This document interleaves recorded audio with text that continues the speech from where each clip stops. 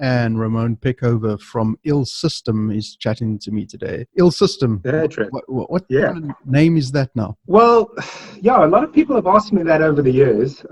I've been in the band since 2003, and I actually asked the same question when it started. And originally at the time, it was quite politically driven. You know, think the likes of Rage Against the Machine, System of a Down, Right. those sort of artists. And you know, we're all living in a ill system, and we're victims of this world. So those are some lyrics from Sean, and it was actually for one of the tracks that was titled Ill System. So I think that's it's quite apt for a lot of the messaging that we have. I mean, we've evolved over the years, and we still have some politically charged lyrics, but you know, we're not the same as like Rage Against the Machine or go play in front of Parliament to protest. I mean, we wouldn't do that. But I think that, yeah, that's basically where it comes from. And you guys have been around for 2001 is when it started? Yeah, that's right. So I wasn't in the band. I was a massive fan of the band from 2001, and I followed them and watched all their shows. And I joined them in 2003 when their previous drummer left. But it was actually a project that started before that. I think it started in 98, if I remember correctly, between the original guitarist and bassist, so Bobby Addison and Owen Lowry, who were school friends. And then they just started the band together. And then eventually Sean joined. Yeah, it's basically history from there. I mean, I joined after Jason Walters left as the drummer. So good for me. I got to play in a band that was like one of my favorite Cape Town bands. So it's kind of like Art and joining Lithium. It's like one of the bands that inspired me to play. I mean, if I listen to your last show with Art, that show at the Claremont Civic, I think is a defining moment for many Cape Town musicians of our same age group. I remember that show, and I remember thinking, damn, this is what I want to do. I want to be in a band and rock out like that. Well, you see, I think they broke the mold, though, didn't they, Lithium? I mean, it was something new. Nobody had ever done the whole underage thing. And I think Paul did say in the podcast that I did with him was that we aimed at the schools. Yeah, that's something I've been wanting to do again for years. It's just very difficult to execute nowadays because a lot of schools are very hesitant to have events like that because they believe that it'll lead to like underage drinking and drugs, you know, all that sort of thing. So, and I think we're a little bit more free. And was it 96? Yeah, 95. Yeah, yes. You guys have been going for a hell of a long time, but there's not much recorded stuff. Why is that? So it's a long story. So there actually is some material that was originally released between 2001 and 2003 before I joined the band. There's a demo EP. It was 4 tracks that was recorded at the time. And I mean, that was never really released digitally or anything like that. I mean, we might release it at a later date. But you see, the thing is, the whole band has changed. The only existing member that was on that EP is Sean Olsen. Right.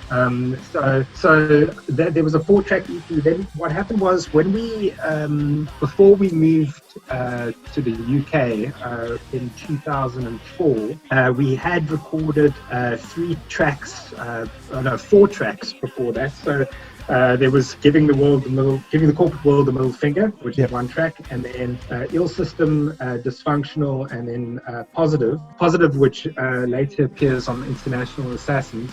Those were recorded, but we haven't released those. And then in 2005, we recorded International Assassins with the guys from Skindred at their studio, which was amazing. And we released those songs. And then after that, we actually wrote a whole album's worth of songs. It was about 10 tracks that we did. And we recorded them in a live format, but not professionally recorded. So I've still got all those tracks, but we don't play any of them anymore because the band had dramatically changed since then, and we dropped a lot of those tracks, so they don't exist. But I think I might release them as kind of like a B-sides thing at some point. But it depends on the rest of the band. I'd have to chat to them to see if they'd be willing to do that, because the sound from those songs, we've dramatically evolved since then. I mean, we're always going to be true to our original sound, but International Assassins basically defined our sound as a band, where we mixed a lot of genres. bassist today actually said. He said, "We're like a bag of cats, and you never know what you're going to get. But no matter what, it's going to be awesome." So it's true. I mean, the whole thing about this band is that we don't really put limits on genres of what we play, and each of us brings a very kind of different palette and color of sound to the band. We all like very different genres of music. Sean Olsen, he loves his reggae, hip hop, electronica. He's actually a DJ as well. He's the one who does all the percussion. He's the multi-instrumentalist, probably the most talented person in our band. And then like Gareth, the guitarist, he loves his metalcore and that's his thing because he comes from Atlantic South as well. So and then our bassist loves like melodic death metal, a lot of female fronted metal. So he loves that sort of thing. And then I'm like very kind of new metal and groove metal and that sort of stuff. So but I listen to a lot of kind of varied genres as well, like a lot of old rock and what have you as well. When I spoke to you, was it yesterday or the day before yesterday, said great to get you on a podcast or the band or whatever. I said to you, how can such a placid guy be so fucking heavy with the drums? As I said, I'm extremely angry on the inside. I'm like the Hulk, you know, so don't, you won't like me when I'm angry kind of thing. Dude, it's one of those things that, I mean, I've been playing drums technically since I was 8. Sort of. Wow. Okay. I really started taking it seriously when I was 13. Actually, when I don't know if you know Jason Guile, but he played for a band called Black Rose, and they supported Lithium years ago. Wow, okay. They were like a very young band. It was in '96 that they supported them. It was at a show with, I remember it very distinctively. It was 9 Plum, Lithium, Black Rose, and then I think also the Virgin Apple Skins, if you remember that. Yep. Anyway, so at the time, that's where my drumming came from, where I was their sound engineer, and I learned to play drums because of Jason Guile. Wow. Okay. And one is also watching Simon. So when I watched Simon at the Claremont Civic, I remember thinking, man, I've never heard anything or anyone play like this ever. Yeah. My father's a drummer as well. He used to play for a band called Primal Urge. Wow, okay. So that's where it comes from. Not exactly. You see, the crazy thing is that when I used to go to my dad's shows and go to all the events and Oppie and that sort of stuff with him, I enjoyed it, but I never thought this is something I wanted to do. And as I said, that defining moment of deciding whether I wanted to be a musician was that Claremont Civic show with Lithium, and then also meeting up with Jason Guile from Black Rose. And to get back to the angry drumming part, yes, the angry man. I find that, you know, in life, every daily life, we have a lot of frustrations, and I've always been kind of quite a chill guy, but, you know, I am quite opinionated as well, which is also a problem. It's one of the reasons why Art and I always argue. I know, Art argues with everybody, so don't worry about that. Don't take it personally. He's a dickhead. No, but him and I, yeah, that's true. But him and I have a very special, deep connection. You know what I mean? He's like Thanos, and I'm like Tony Stark. Yeah, if you could put it that way. Right. Yeah. But anyway, yeah. So my point is that I often take out all of my frustrations there. Actually, Art and I learned a lot from each other while we were playing in bands over the years, because we used to always play the same shows, and everything he did, I wanted to learn how to play, and I think it was vice versa as well. So both of us hit really bloody hard. That's one of the things. Yeah. And we also learned that from Simon as well. Yep. It's always harder, faster. It's where it comes from. So yeah. So what kits are you playing on? I've currently got a Staccato kit. It's actually one of the kits my father gave to me. The drummer from Uriah Heep actually designed them. They're really ugly looking things. It's very weird. You can Google it later and maybe show a picture. Yeah, sure.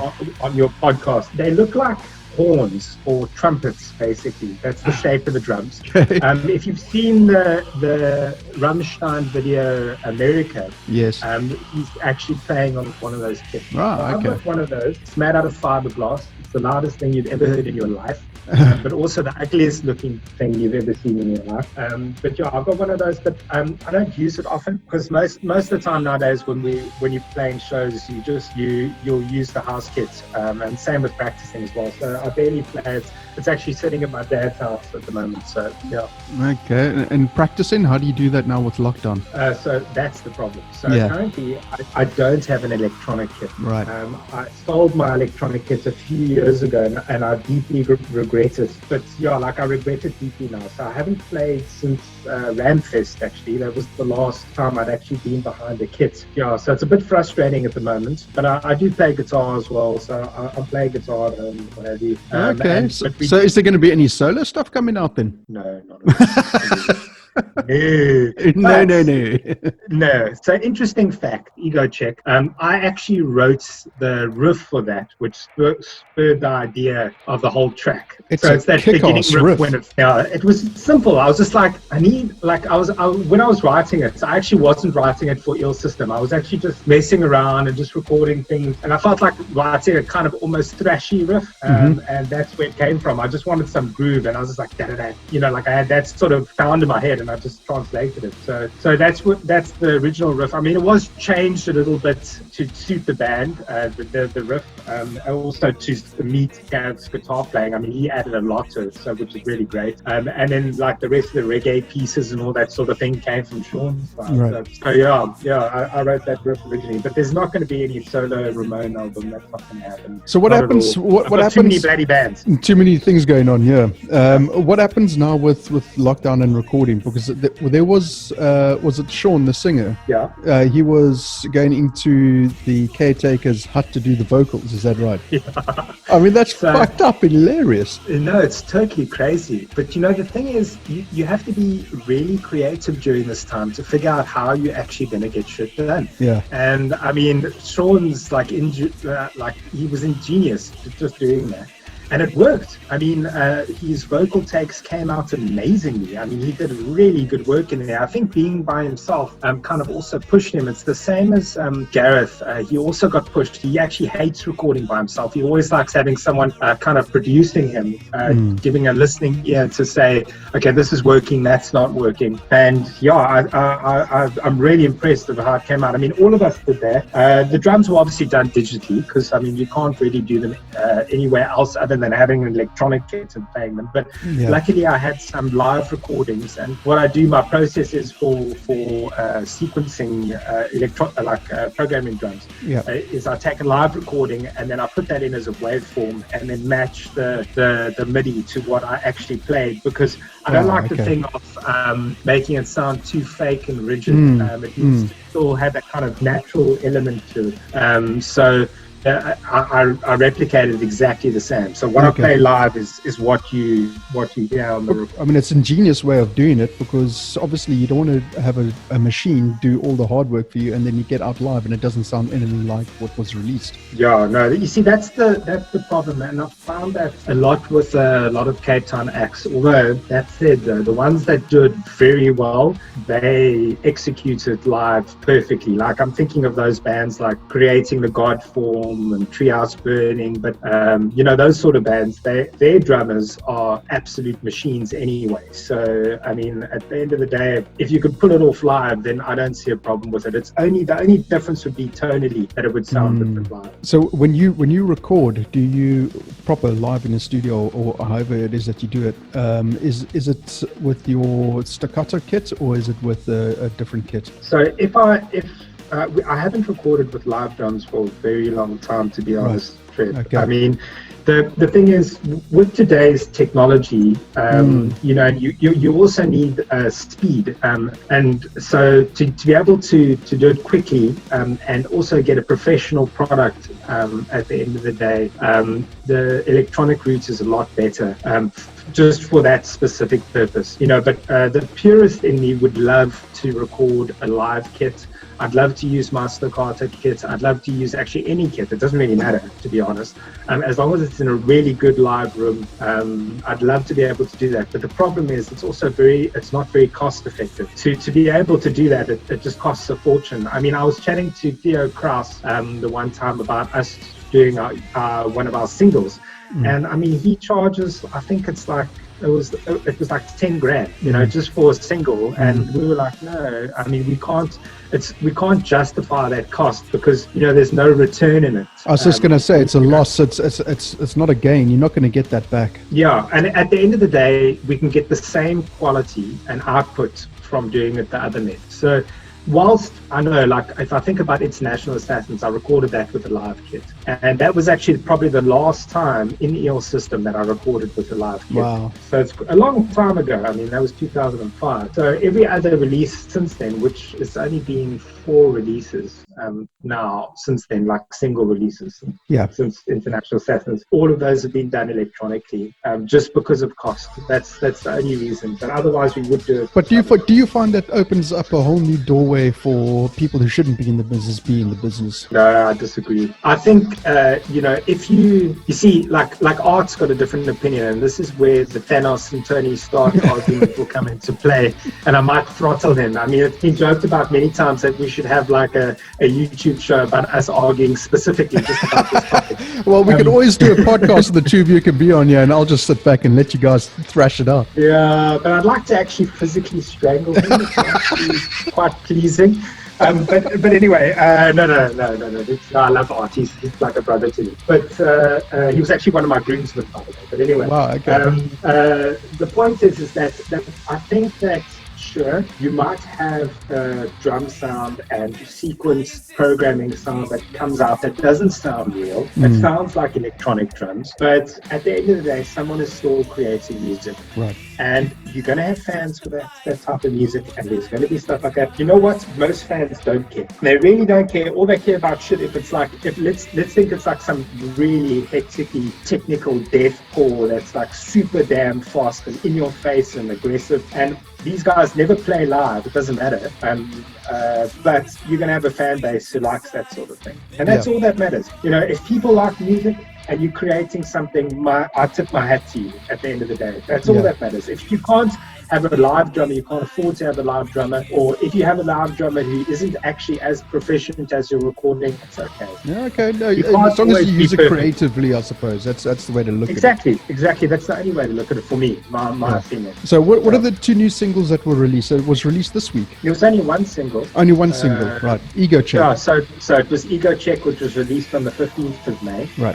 And then previously, before that, we released King for a Day, which was in November last year. Right. All these songs so that we released: Holy War, Sleeping Giants, King for a Day, Ego Check. They'll all eventually land on an album. I mean, that's the idea, but it's not really the correct process for us nowadays to work on a whole album and wait and then release it like Tool, because otherwise we'll be here until we're like 60. Another 10 years. Yeah, no. Or another 15. Maybe, yeah, no joke. Actually, that's actually really funny, because if I think about it, International Assassins, from the time we released that to the time that Holy War first came out, it was longer than Tool took to release their album. Wow. So actually we're worse than Tool.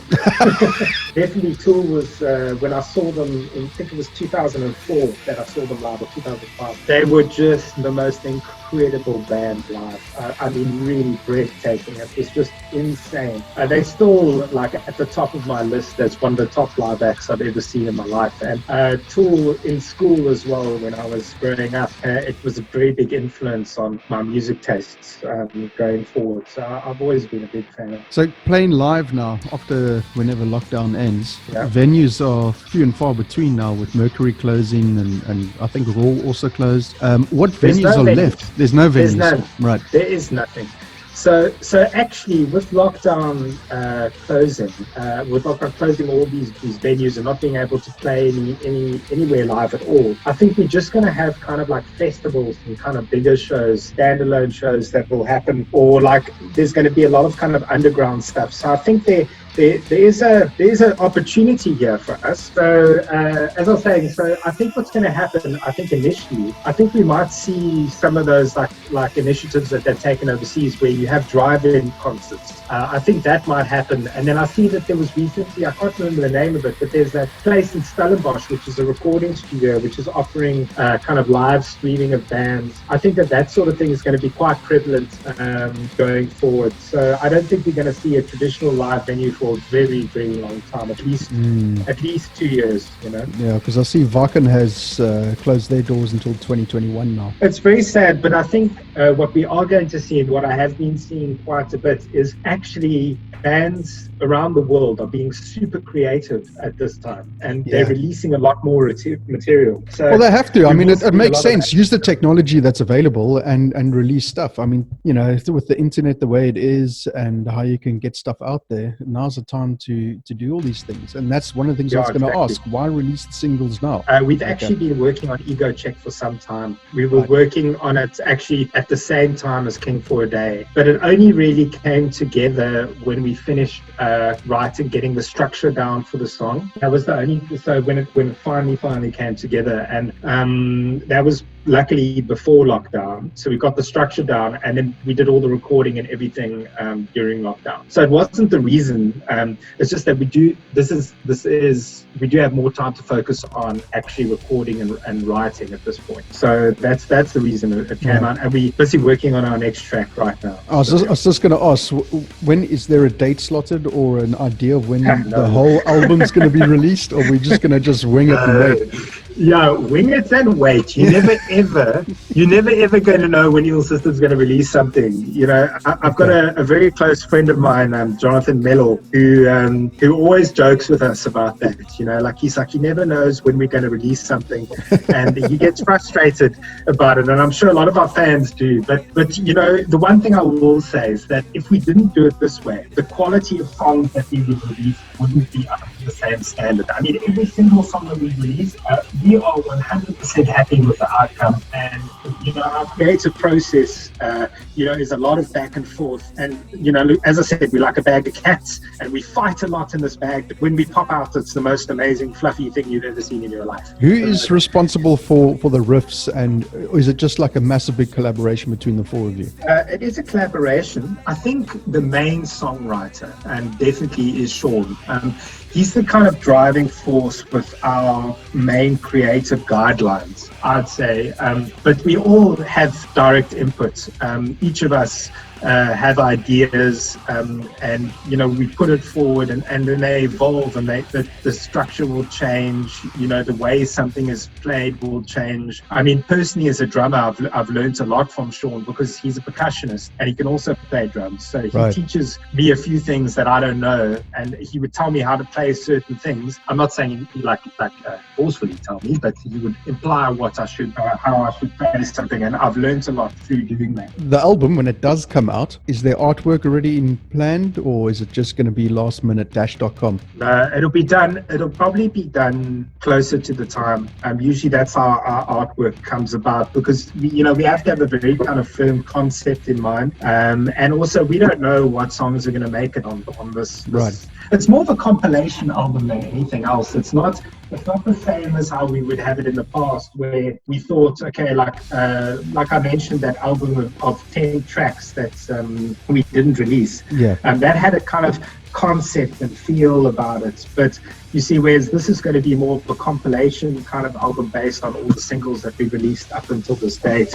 So I think that at the time we'll have to just decide that creative concept. There's no overflowing and kind of creative guideline for it at the moment. Nothing. So the song that you're currently working on, any hints as to what it's going to be like, or any clues? At the moment, without giving away too much. Yeah, we don't even have a name for the bloody song. You know, like every time we have like a new track, we'll always call it ill something. Like Ego Check was originally called Ill Thrashy, right? And then it Thank God for the name change.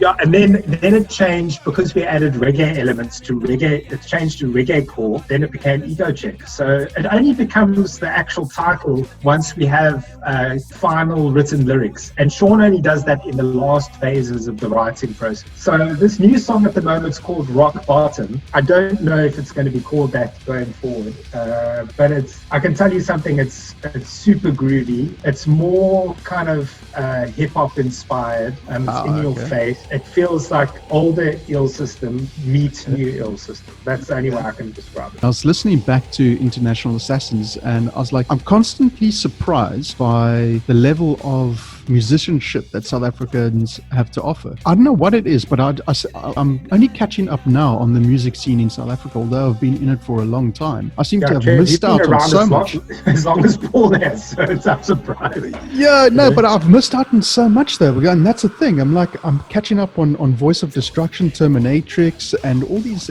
Ill System, and everybody else, like Deadline, and all the other podcasts that I've done with people, and it's like, why haven't I heard of these bands before? Why am I only hearing them now when I'm suddenly waking up, getting all this shit into my head? You know what it is? Can I tell you something about South African musicians and artists? So a lot of them are really shit at marketing. I have to be honest. Like most of them are really crap at marketing, and that's actually the problem. Is that there are a lot of kind of modern bands at the moment who really have their finger on the button when it comes to that. But back in the day, when I think about when I was growing up, I mean, the only bands I knew was everything that Barney Simon bloody played. That was it, or where there was a local show that I could go to and watch that. So I think that's one of the reasons you're only discovering a lot of these bands now. And you're right, the musicianship on display is, the talent in this country is insane, and it's extremely sad because there's also no platform as well for bands to springboard off. I think things are changing a little bit though. I think what's happening with like Mongrel Records, that's something really amazing. That album was just released today, Fang, with all those local acts on it, and I think that's definitely something that's going to assist this country. It's kind of when we had that big kind of spurt of a lot of kind of metal bands when Witch Doctor Records and Productions started doing their thing. It was same as what you remember the record company that did like all those like smaller bands like Blunt, and they were all in the Musicas. What was that called?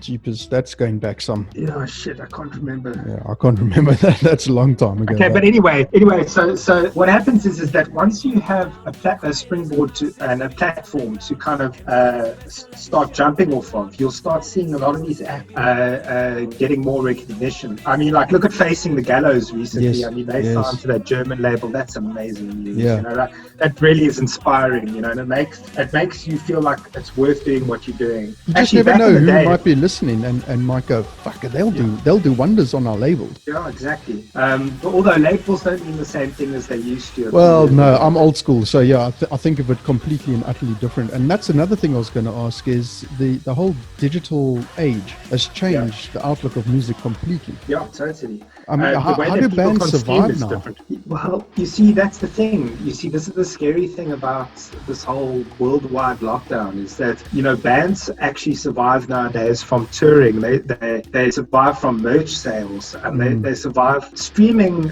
digital content. This is going to be interesting because obviously we do our own distribution and we've got a couple of artists under our belt. And the first thing I tell the people that want to sign up with me is you're going to get nothing back from your streaming. What you put in, you're not going to make it back. What you are going to make back is going to get more fans. You're going to get your name out there. People are going to recognize you, but you've got to do your marketing and you've got to do shows and merch. 100%. Yeah, that's the most important thing. I mean, the thing is, streaming nowadays means absolutely nothing. It means nothing, but what it does give you, it gives you a much broader distribution network that you would never have had in the past. Yeah. I mean, South African bands, I mean, if I think about my dad's era, right? I mean, he used to play for bands like Primal Urge and Skate Booties.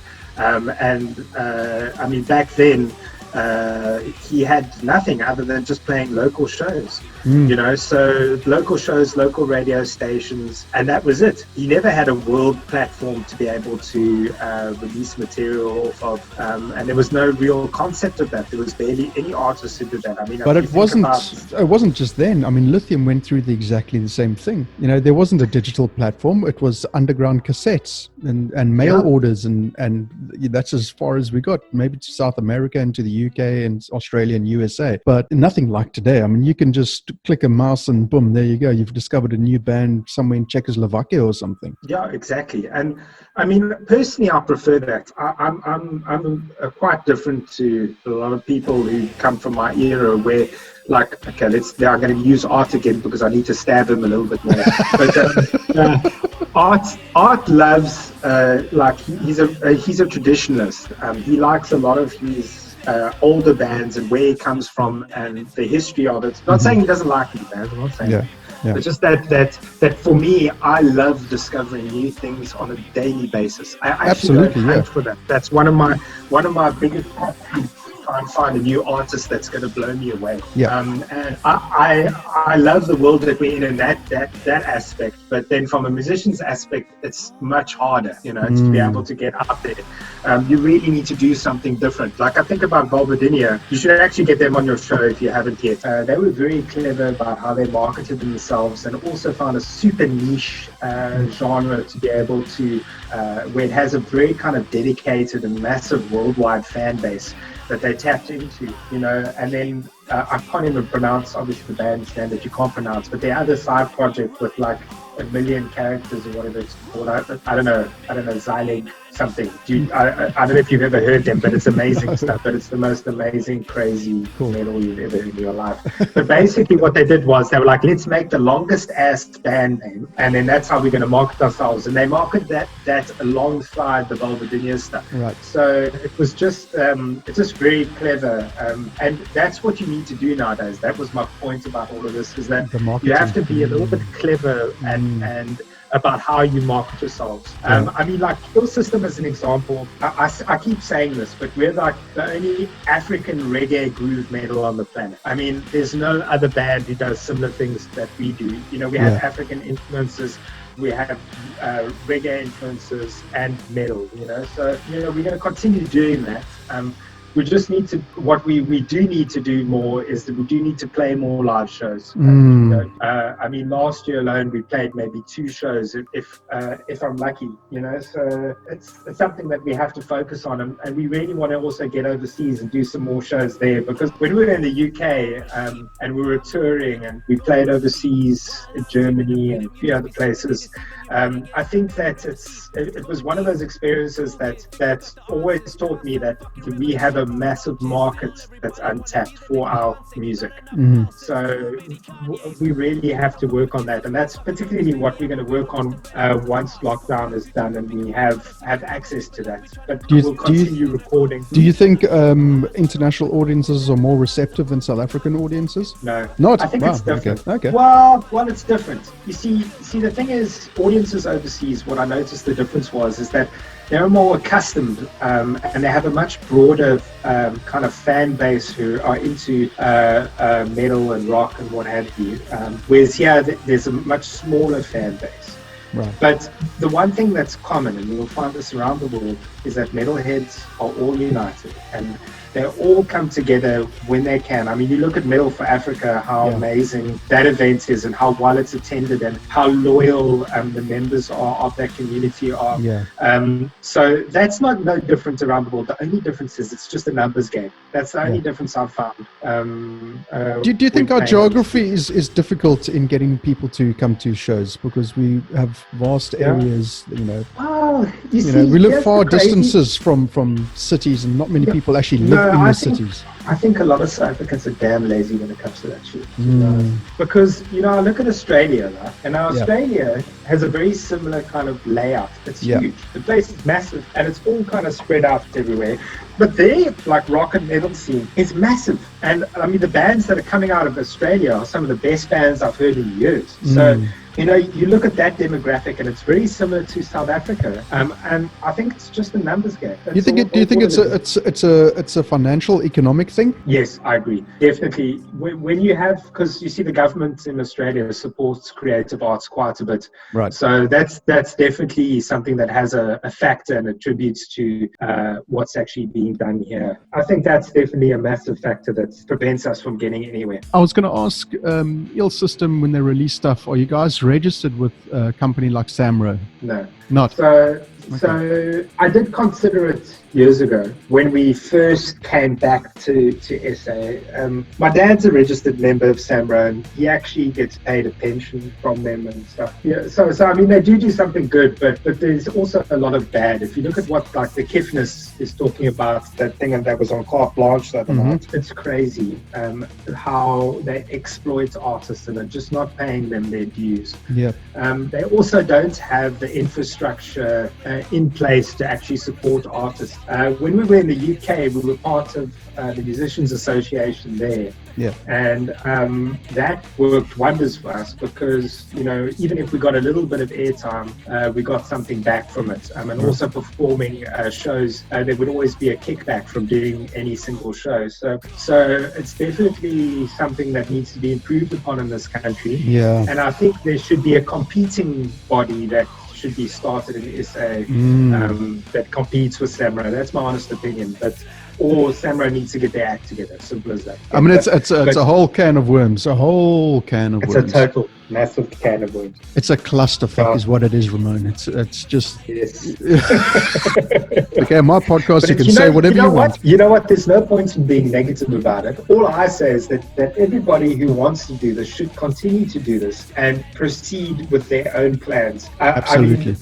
Sure, some people rely on it 100%. I understand that. Not everybody's got a day job and what have you.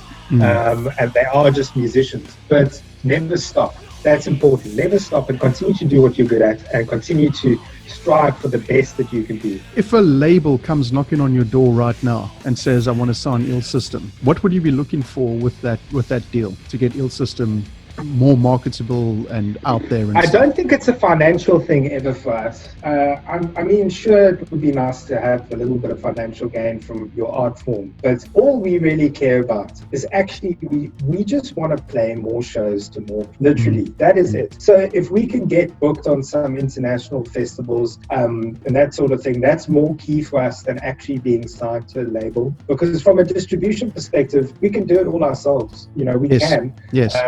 If you know how, if you have the tools to do it correctly, it's just making sure that you have time to manage it. Yeah. But, we'd much rather look for a booking agent. But the problem is that you see a lot of international booking agents, they won't book you unless you sign to a prevalent label. And it kind of goes hand in hand. So it's a bit of a conundrum. But at the end of the day, that's what we'd be looking for. We'd be looking for more international exposure for our art form, and that's it. So what we need to do from an Il System point of view is to release singles a lot quicker, get albums out a lot quicker, get some videos, get some more videos out quicker. So I mean, like you say, that if I look at something on the internet, YouTube or wherever, within 5 minutes and it's done, I'm moving on to the next thing and I've forgotten about what I've watched already. So you've got to be in people's faces, don't you? I mean, it is part of that whole marketing thing. Yeah, I mean, you see, we've always talked about this, is that what we wanted to do is have a lot more kind of regular video content across platforms. But you see, the difficult thing is that if you're focusing, it's a balancing act. If you're focusing on writing good music and you're focusing on ensuring that the actual music itself is 100% the best it can be, it's difficult to focus on ensuring that you have very good visual content to go with it. Usually a lot of artists, they leverage, people within the industry who could do it as well. But then there's a cost incurred. So what ends up happening is that we end up doing it ourselves. Like the Ego Check music video, I did it, I edited it, I did everything for it other than the actual shooting itself. I mean, the shooting was done by like Sean did all his own stuff in his little like the caretaker's box. He did it in there, and Mike and Gareth, they got their significant others to film them, and then luckily I had some fan footage that was recorded in a practice room by a friend of mine, and I could include that in the video. So again, it's about being able to have the time to create that content. You know, that's the thing. And if you're balancing creating music and marketing yourself, it's almost impossible unless you have someone in the band or very close to the band who's willing to do it to next to nothing. Because otherwise, I mean, all of us actually have day jobs, and we all we're all in our late 30s now. You know, we own houses, have bonds to pay, and all that shit. And basically, you know, spending money on the band isn't an issue, but when it goes over a certain threshold, you know, you have to consider that. So. It's, as I said, it's a balancing act. So we do plan to release more now during lockdown. That's the idea. That was the idea with the Ego Check recording diaries that led up to the release of the single itself. And we'll do the same for the next one. But we're still in the writing process now. So while we're writing, we have to focus 100% on that. And once that's done, then we can start actually thinking about further content. So how do you then go about, if you're thinking about, you know, you were saying earlier that you've got to get out there and play more live stuff, and with venues closing, how do you sort of deal with that now? Well, what we want to do, we're speaking to Mike Pocock from Coachella, and we have to play more shows up in Joburg. That's one of the things that we've said since we've had the newest members in the band, Gareth and Mike. But ever since they joined, we've always said we need to play more shows up country.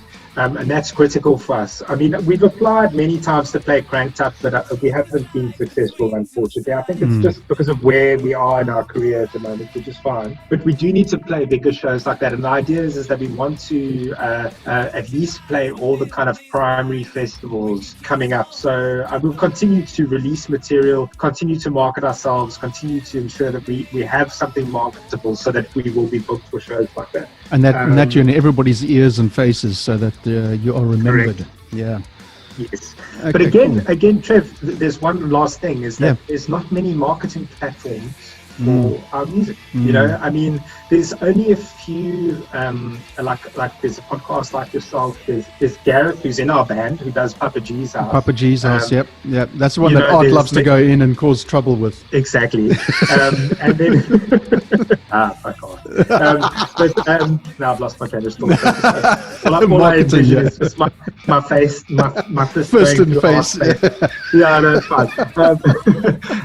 No, but then there's, you know, like there's Metal for Africa, there's Tex in the City. Yes. But what else is there? You know what I mean? If you think about it, there's barely anything in this country. And that's actually one of the biggest problems, is that whilst you can do as much as you want to, if you don't have enough platforms to springboard off, you're not going to get anywhere. It's as simple as that. Is it purely a financial thing with people that said, well, I've got this great idea of this podcast costs me absolutely nothing. I've got all my gear. I've got my YouTube. It costs me nothing other than internet and time, which is free. So exactly. Our internet's not free, but you know what I mean. Is it just laziness, like you were saying earlier? The audiences in South Africa are lazy, or is it just like a financial thing? Like, well, shit, I've got this great idea for a platform for music. How do I do it? How do I implement it? Oh shit, it's going to cost me this much. You know what? Screw it. Yeah, you see. I think that's exactly what it is. It's a cost thing. I mean, I look at Pat from Metal for Africa. He's a classic story of someone who's got the most passion out of anyone I've ever met for the metal scene in South Africa. And he does it all on his ace. And I mean, he redeveloped that website. He went and learned how to code to actually redevelop that website. He garnered support from his community with the True Believers initiative, where I mean, that assists them and him at the same time to actually keep that platform going. So it's more about having the will and the need to be able to do it. And if you do it, then cool, do it. You know, put your heart in it and continue to do it. Yeah. You know, that's the only way. I mean, I would do it myself if I could. I'm too committed to my own actual career as well as the band, you know. So, well, two bands at the moment. I'm playing two bands. which is the other band? Il Sister Man? A-Linear. A-Linear. Okay, I'm going to have to look that one up. I'll send you some links and stuff. Yeah, please do. Progressive metal. And everything will be down in the description below to Eel System, A Linear, and to the Staccato drums, and to whatever else. So you just send me whoever you want to send it over to me, and I'll put it in the description below. Okay, thanks, Trev. Much appreciated. Cool. Well, Ramone, thank you so much for taking the time out to give me a history lesson in almost 15 years? Well, almost 20, 19 years. 19 years. Even longer, since 19. Yeah, so since technically the band started in 98, but Eel Systems was 2001. So 2001. It's 19 years. 19 years and one album and a couple of singles. I think what we might do, actually, that gives me an idea now, thanks, Trev, but we might consider an anniversary show next year when everything is back to normal. Okay, so anniversary show, anniversary album with all the B-sides coming out next year, 2021. I'm gonna nail you down for it right now, and that's it. That's it. Yeah. Now you know. Now I'm in shit with the band. It's like tomorrow's news. Ramone gets fired from your system. No thanks, Trev. Thank you. Yeah, thanks, Don't Trev. ever talk to Trev, whatever you do. Have you got any jobs for me, Trev? Yeah, they don't pay. Yeah, that's fine. What is your best memory on stage? Best memory on stage. Okay, it was actually when Eel System when we played. So we won the UK Battle of the Bands. Oh, nice! And then we got to play in Germany at the Torbatal Festival with Bloodhound Gang and a few others. That was very cool. But when we played on that stage, I remember playing, and I was really playing my heart out, and I hit the floor toms really damn hard, and they went flying, literally, off of the drum riser. And as they went flying, these like techie ninjas came like springing out of the back, like these German guys, and they just like caught the thing and like put it up before I even hit my next beat. And I was like, what? This is now insane. That's how it's done. That is how it is done. This is how you need techies. This is how you need drum techs to be able to do stuff. And like honestly, like it was just one of the best experiences, because usually when that type of stuff happens to me, it's like the worst thing usually I mean, how many times has this happened to you? Many times. Hang on, I've got you hit them so hard. Well, I do. You see, what happened was with art, and I don't know if you know Adrian Langefeld from Infanteria. He's a legend. Love the dude. Infanteria is such a kick-ass band. Fuck. Chris Hall is just, damn. And it's so sad, like. Anyway, the what happened at the one show, it was actually at it was either at a Medal for Africa or when we supported Protest the Hero. I was playing the kick drum, and then the legs broke as I was playing it. And Art and Adrian were there, and Adrian came, and he's quite like a stocky kind of guy, quite big, so he actually sat in front of the bass drum, pushing it while I was busy playing. Wow, that's dedication. So, I mean, that's dedication. So, this sort of shit always happens to me. I think I'm just unlucky. It's either that or drums need to be destroyed when I play them. That's all, What is the worst thing that's ever happened? Okay, so this is the worst thing that ever happened. Okay, so this is not in Eel System. This was in one of my previous bands called Arc Reactor. Okay. Also, you were in Arc Reactor. Okay. Shit, I didn't know that. That was my band. Okay. Yeah, that was my band. So the one show that we played, I had like a face spasm. I don't know how else to describe it. I've never had it in my life. I thought I was having a stroke. It was the most insane thing. Is this while you were drumming? While I was drumming, I thought. So you looked a little bit like Lars Ulrich. No, it worked. Like, I don't know. It was like I couldn't see. Unlike Lars, it actually worked. And every single muscle in my face was cramping. Oh my God. And I thought to myself, okay, this is it. This is how I'm going to die. I'm behind a kid. This is it. And but it ceased temporarily. It was there, and then it was gone. And I was like, okay, fine. I don't know, but it was seriously one of the worst things that happened to me. But also one of the funniest. True, it is a funny story. It's very funny. Yeah. I mean, you're alive, so I mean we've got to laugh at it now. But jeez. And it's never happened again. Really? I spoke to a doctor about it, and he said to me, no, he said it was probably just how I'd moved my face at the time, and I do have an expressive face when I'm playing. So yeah, it's very possible. Jeez, very possible. But face cramp, drumming face cramp. I've never heard of a face cramp. Drummer's face cramp. No, me neither. Scared the shit out of me. Scariest thing I've ever had to experience. And how's married life treating you then? Love my wife very much. Because I see the photographs, you guys going out for meal. Well, when we were able to go out for meals, going out for meals and posting all these lovely pictures and everything. So I'm happy for you, man. That's awesome. Yeah, I love my wife very much. She's like the most amazing woman. She's my inspiration. So yeah, I'm like totally infatuated with her every day. She's amazing. Awesome, man. I'm very happy to hear that. And that brings us to the end of our conversation about face cramps, ill system, and arc reactor and Jeepers. What else was there?